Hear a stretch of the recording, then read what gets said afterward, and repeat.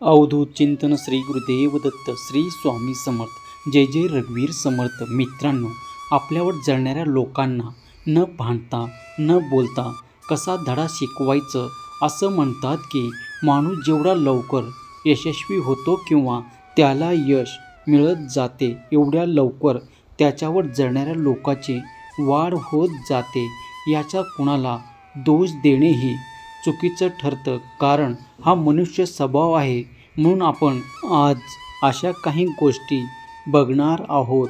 त्यामुळे तुमच्यावर जळणाऱ्या लोकांना भांडत कसा धडा शिकवावे किंवा त्यांना कसे हँडल करावे. जर पहिली गोष्ट म्हणजे आपला मार्ग जर सत्याचा असेल तर तो कधीच सोडायचा नाही. समोरचा आपल्याला खाली खेचण्याचा कितीही खालच्या पातळीला उतरला तरी आपण त्याच्यासारखं वागायचं नाही. शेवटी गीतेमधील शिकवण नेहमी लक्षात ठेवायचे. धर्माचा आणि सत्याचा विजय होतो आणि अधर्म आणि असत्याचा नाश होतो. जसं 5 पांडवाचा विजय झाला 100 कौरवासोबत, अगदी तसंच. म्हणून नेहमी लक्षात ठेवा, समोरच्याला खाली पाडण्याचा आपल्याला कटकारस्थान करण्याची गरज नाही. आपल्याला यश पुरेसं आहे. समोरच्याला उत्तर द्यायला सहमत असाल तर श्री स्वामी समर्थ असे टाईप करा आणि या संदेशाला तुम्ही लाईक करून शत्रूला कधीही तुम्ही समजू नका. आपण यश मिळवलं आहे म्हणून आपल्या आजूबाजूला आपल्या शर्यतीत टक्कर देणारा कोणीही नाही असं समज करून घेऊ नका आणि सर्व एकत्र येऊन तुम्हाला खाली खेचण्याचा प्रयत्न करत असतील तर अशा वेळेस घाबरून जाऊ नका. स्वतःवर विश्वास कायम असू द्या. कोणी कितीही अडचणी निर्माण केल्या तरीही कधी कोणासमोर हार मानू नका. आपल्या शत्रूची सगळी माहिती जाणून घ्या. यातच आपली 80% लढाई आपण जिंकलेली असते. एक गोष्ट नेहमी लक्षात ठेवायची, कधीही स्वतःहून पहिला वार करायला जाऊ नका. तुमचा नशीब कोणीही हिरावून घेऊ शकत नाही. तुमच्या आयुष्यातील दुःख या जाणाऱ्या व्यक्ती बघू शकतात का? नाही ना. मग ते तुमच्या सौंदर्य, श्रीमंती, बुद्धिमत्ता काही घेऊ शकत नाही. तुमच्यावर जळणारी व्यक्ती सतत स्वतःची तुमच्याशी तुलना करत असते. त्यांना तुमच्यासारखं बनायचं असतं. हा तुमचा सन्मान समजा ना. अशा व्यक्तीकडे संपूर्णपणे दुर्लक्ष करा.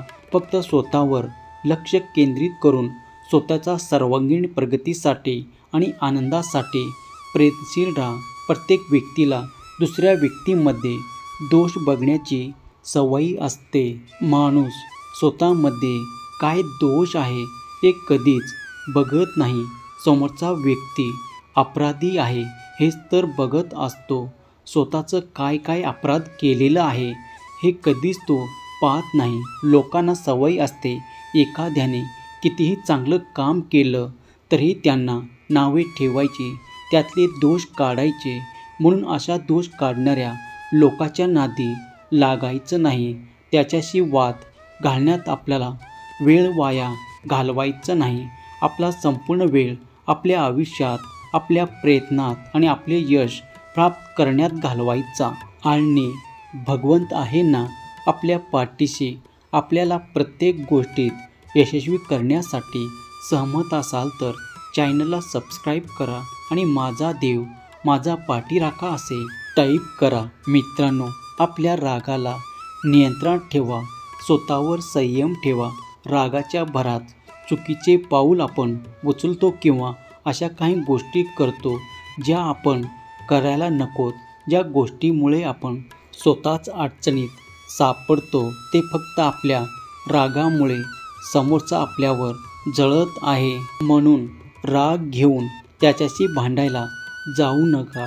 रागात येऊन भांडण करायला जाल तर स्वतःच्या कमजोर बाजू समोरच्याला दिसणार आणि तुमचे नुकसान होणार. तेव्हा स्वतःच्या रागाला तुम्ही कंट्रोल करा. माणूस रागात आपली विचारशक्ती गमावतो आणि चुकीचं काहीतरी करतो. ज्यांनी आपल्या रागावर कंट्रोल मिळवला त्यांनी अर्धी लढाई जिंकली. मित्रांनो, शांत राहा. स्वभावात कठोरपणा असू द्या. आपल्या बाजूला असणाऱ्या खराब लोकांना सभ्यतेची भाषा कळत नाही. त्यांना जशास तसे उत्तर कळून येत असते. म्हणून समोरच्या समोर आपण कमजोर आहोत असं कधीच दिसू देता कामा नये. सगळ्याच गोष्टींना समर्थपणे तोंड देऊ शकतो आपण एवढा आत्मविश्वास समोरच्याला आपल्या वागण्यात दिसायला हवा, जेणेकरून ते आपल्या वाटेला येणार नाहीत, आपल्या नादी लागणार नाहीत. आपल्या स्वभावात कडवटपणा असू द्या आणि शत्रूला तो वेळोवेळी दिसायला हवा. कठोर वागताना किंवा जशास तसे उत्तर देताना आपल्याला सत्याचा मार्ग सुटता कामा नये. कितीही अडचणी आल्या तरी आपली लढाई ही चांगल्या हेतूने आणि चांगल्या कामासाठी असायला हवी. मित्रांनो, कधीही बुद्धिहीन व्यक्तीपासून कायम दूर राहा. बुद्धिमान लोक अशा लोकांपासून दूर राहतात, कारण त्यांना माहीत असतं बुद्धिहीन व्यक्ती दुष्ट लोकांना हाताशी धरून आपल्याला खाली खेचण्याचा प्रयत्न करतात. दुष्ट लोकांबरोबर ते राहतात आणि ते वाईट मार्गाला जात असतात. त्यामुळे अशा लोकांपासून आपण दूर राहायला पाहिजे, सावध राहायला पाहिजे.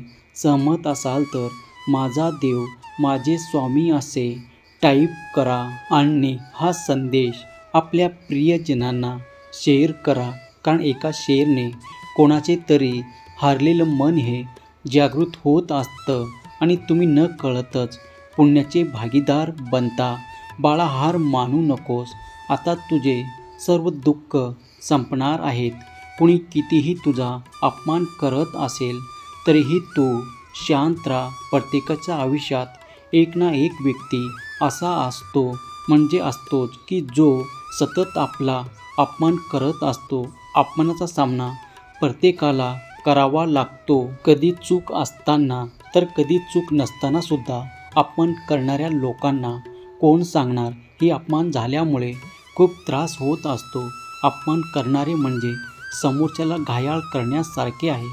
काही लोकांना मूर्खासारखे समोरच्या व्यक्तीचा अपमान करण्याची सवय असते. काही लोकांना पैशाचा, काही लोकांना पदाचा, तर काही लोकांना रूपाचा गर्व असतो आणि यावरूनच ते समोरच्या व्यक्तीला तुम्ही कमी लेखत असता आणि सतत काही गोष्टी, काही कारण नसताना ते अपमान करत असतात. मग समोरच्या व्यक्तीला काय वाटेल याचा विचारही ते करत नाही. आणि काही वेळेला तर आपले जवळचे लोक आपला अपमान करत असतात, तर काही वेळेला बाहेर समाजामधले लोक कोणत्या ना कोणत्या कारणाने आपला अपमान करत असतात.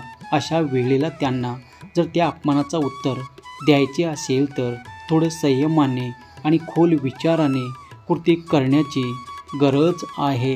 अपमानाचा बदला घेणे एवढं सोपं नाही, पण आपल्या स्वभावात काही ठराविक बदल केले तर समोरच्या व्यक्तीला तुम्ही नक्कीच त्या अपमानाचे उत्तर देऊ शकतात. त्यामुळे स्वतःमध्ये बदल करा, शांत आणि आनंदी राहा. तुम्ही ध्यान करा, मेडिटेशन करा. कोणत्याही गोष्टी ज्या चुकीच्या आहेत त्या चुकीच्याच आणि बरोबर आहे त्या बरोबरच. स्वामींनी सांगितलेल्या मार्गावर तुम्ही चाला, सत्याच्या मार्गाने चाला. भगवंताची साथ कायमच तुम्हाला मिळते, कारण भगवंत आपल्या प्रिय भक्तांना कधीच एकटा सोडत नाही. आज तरी तुमच्या आयुष्यात दुःख असतील, संकटे असतील, तरी उद्या तुमची सकाळ खूप सुंदर आणि चांगली होणार आहे. जर तुमचाही तुमच्या भगवंतावरती विश्वास असेल तर श्री स्वामी समर्थ, जय जय स्वामी समर्थ असे टाईप करा आणि हा संदेश आपल्या प्रियजनांना शेअर करा. धन्यवाद.